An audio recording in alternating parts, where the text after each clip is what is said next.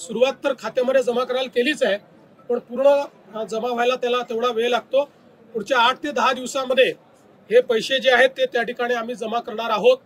त्यामुळे जवळपास हे 2215 कोटी रुपये हे तर जमा होतीलच। मोठ्या प्रमाणात अतिवृष्टी चाललेली आहे। साधारणपणे आतापर्यंत 975.5 मिलीमीटर एवढा पाऊस पडलेला आहे, जो सरासरीच्या 102% इतका आहे।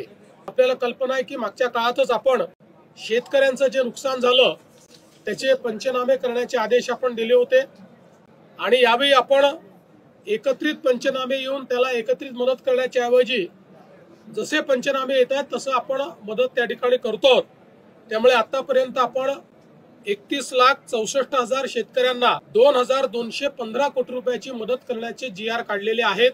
यातले जवळपास 1829 कोटी रुपये जिल्ह्यांमध्ये जमाही झालेले आहेत आणि ते पुढच्या 8 ते 10 दिवसांमध्ये म्हणजे सुरुवात तर खात्यामध्ये जमा करायला केलीच आहे, पण पूर्ण जमा व्हायला त्याला तेवढा वेळ लागतो। पुढच्या 8 ते 10 दिवसांमध्ये हे पैसे जे आहेत ते त्या ठिकाणी आम्ही जमा करणार आहोत।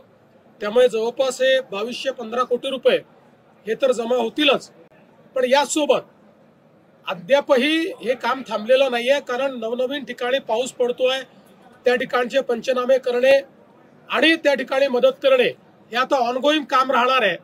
त्यामुळे एखाद्या जिल्ह्यामध्ये आता आपल्याला जरी कमी पैशाची मदत दिसत असली तरी तिथलं काम चाललेलं आहे, ते काम काही थांबवलेलं नाहीये। आता जर एका तालुक्याचे रिपोर्ट आले तर एका तालुक्याला मदत करून टाकायची, अशा प्रकारचं धोरण आम्ही ठेवलं आहे, जेणेकरून ही तातडीची मदत जी आहे ही शेतकऱ्यांना मिळाली पाहिजे।